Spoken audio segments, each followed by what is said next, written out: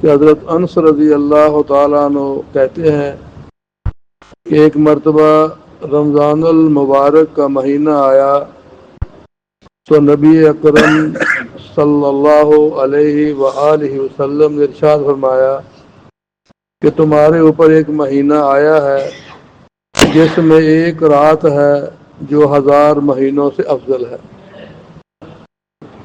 جو شخص اس رات سے محروم رہ گیا گویا وہ ساری خیروں سے محروم ہو گیا،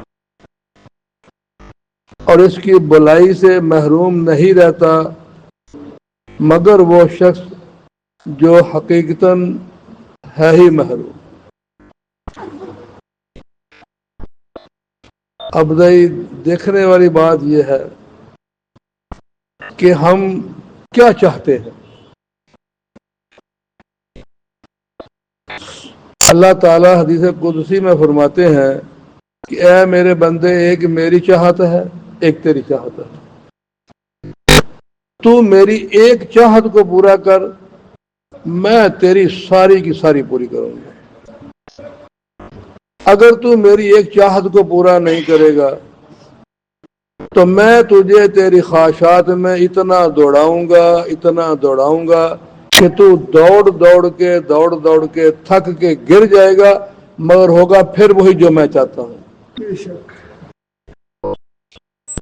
لیکن ہماری بس کیا کریں بھائی، کبھی یہی خیال آتا ہے کہ یہ چند فٹ کا انسان کمزور سا، جس کو اللہ نے فرمایا وَقَانَ لِسَانُ ضعیفہ، بڑا کمزور ہے، کان لسان قطورا، لالچی ہے، وَقَانَ لِسَانُ عجولا، بڑا جلد باز ہے، اِنَّ الْإِنسَانَ لِرَبِّهِ لَکَنُود، بڑا ناشکرا ہے۔ ٹکر کس کے ساتھ لی ہوئی ہے ہم نے؟ کبھی نہیں سوچا کہ جس نے مجھے پیدا کیا ہے، دنیا میں ایک آدمی 100 200 500 ہزار دنار قرضہ دے دے تو ساری زندگی جناب تواڈے غلام، ساڑے بچے بھی جناب تواڈے غلام رہن گے، تسی اوکھے ویلے میرے کام آئے۔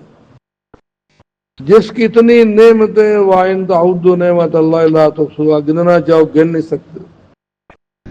کیا شکر ادا کرتے ہیں، صبح سے لے کے سونا کتنی نعمتیں کھاتے ہیں، کبھی شکر ادا کیا، اس کو کیا دیا۔ تو اللہ فرمائے میری ایک چاہت کیا ہے کہ میرے محبوب کے سانچے میں ڈال جا بس۔ وَمَا آتَاكُمُ الرَّسُولُ فَخُذُوهُ وَمَا نَهَاكُمْ عَنْهُ فَانْتَهُوا، بس یہ کر لے، میرا محبوب جو دے لے لے، جس سے میرا محبوب منع کر دے اس سے باز آ جا، بس پھر جو تو چاہے گا میں کروں گا۔ لیکن ہم کہتے ہیں یا اللہ بس یہی کام مشکل ہے جڑا۔ کیوں؟ ہمارا نفس بے قابو ہے، بے قابو گھوڑے کی طرح ہے۔ بعض اہل کشف جو ہیں، اللہ کے بندے گزرے ہیں جن کو اللہ نے کسی طرح کچھ منظر دکھایا، کسی کو کچھ دکھایا ہے، کیونکہ حجت تو قرآن و حدیث ہے، قرآن و حدیث کے علاوہ کوئی بات حجت تو نہیں۔ لیکن باہر بعض اہل اللہ صوفی صوفیہ کچھ یہ بھی کہتے ہیں ہماری یہ جو بات ہے نا، یہ ہمارا من جو ہے، میں، یہ کیا ہے؟ کتنا سنتے ہیں مانتے نہیں، ہمارے ساتھ بہت کچھ ہوتا ہے لیکن پھر نہیں، وجہ کیا ہے؟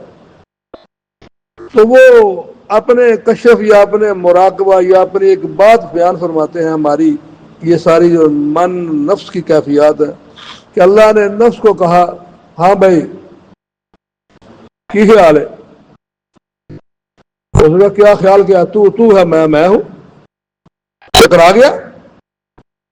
اچھا تیری یہ جرت، اسے آگ میں 1000 سال جلایا، 1000 سال جلانے کے بعد پھر پوچھا ہاں بھائی بتا، کہتا کیا ہے؟ تو ہے، میں ہوں۔ 1000 سال سے اور جلایا، پھر پوچھا ہاں کیا ہے؟ تو ہے، میں ہوں۔ پھر اسے بھوکا رکھا، جب اسے بھوکا رکھا تو اس نے کہا نہیں یا اللہ تو ہی تو، میں کچھ نہیں۔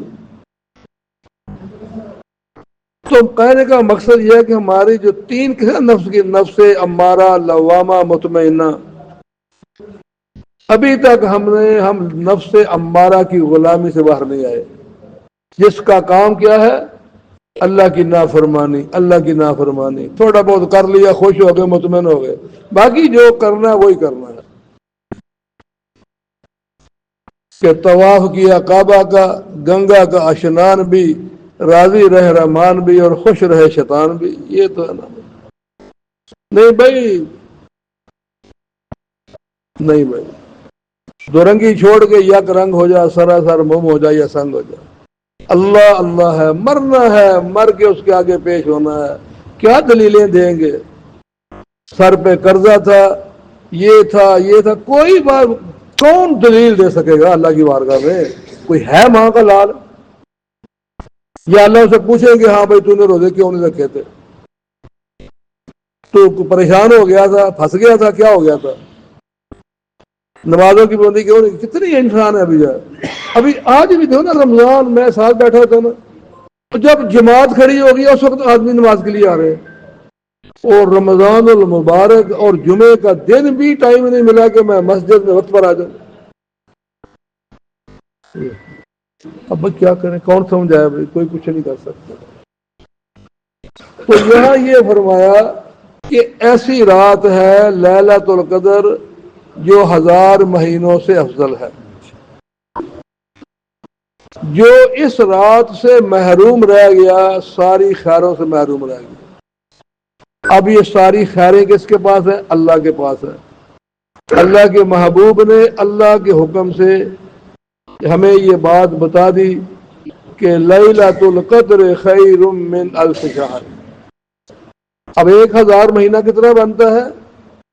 اگر 1000 مہینے کو 12 پہ تقسیم کریں تو 83 تا سال، 3 مہینے اور کچھ اوپر دن جو ہیں وہ بنتے ہیں۔ تو گویا پتہ کیا چلا کہ اس رات میں جو عمل کریں گے، مغرب کی نماز، صلاۃ تراویح، صدقہ خیرات، قرآن پاک کی تلاوت، استغفار، عشاء کی نماز باجماعت، صلاۃ تراویح، قیام اللیل، تہجد کی نماز، فجر کی نماز، طلوع آفتاب سے پہلے فجر کی نماز تک، یہ مغرب، عشاء اور فجر 3 نمازیں آ گئی۔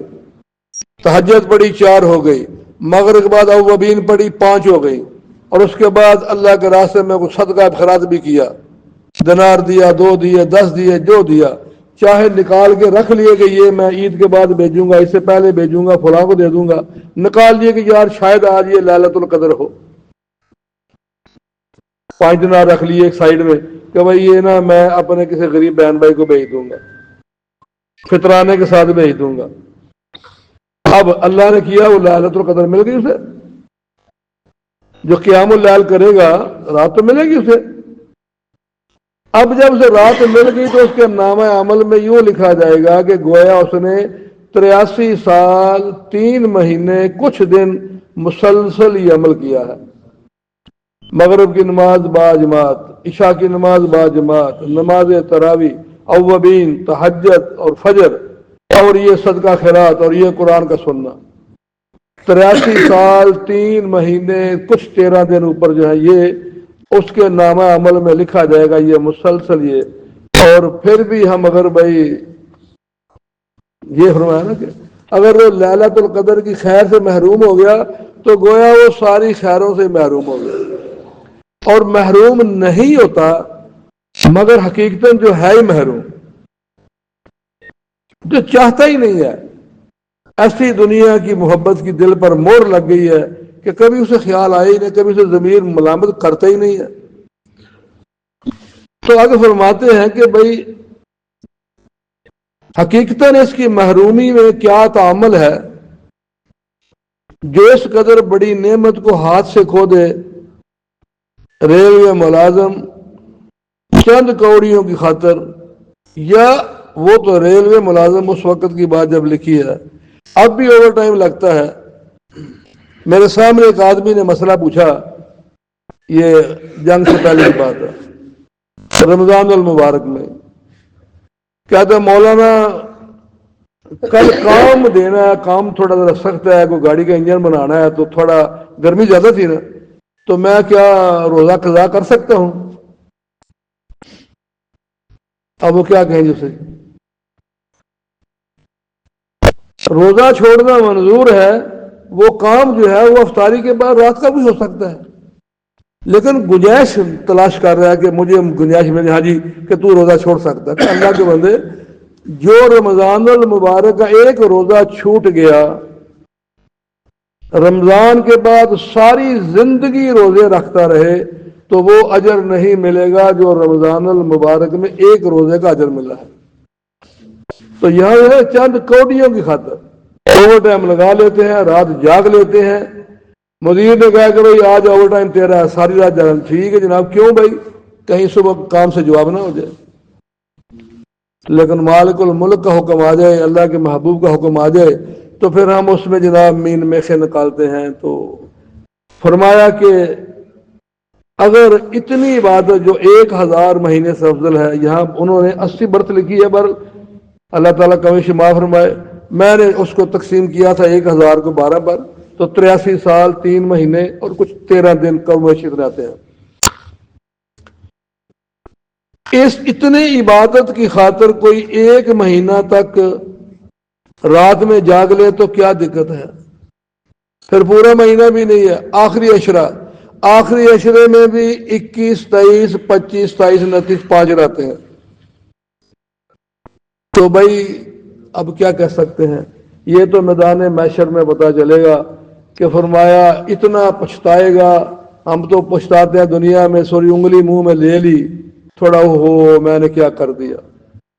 تو قیامت کے دن اتنا پچھتائے گا کہ اپنا بازو ہی چبا جائے گا کہ میں زندگی کہاں برباد کر کے آ گیا۔ مگر اب کیا پچھتائے جب چڑیاں چوکیں کھیت، اب کچھ نہیں بنے گا۔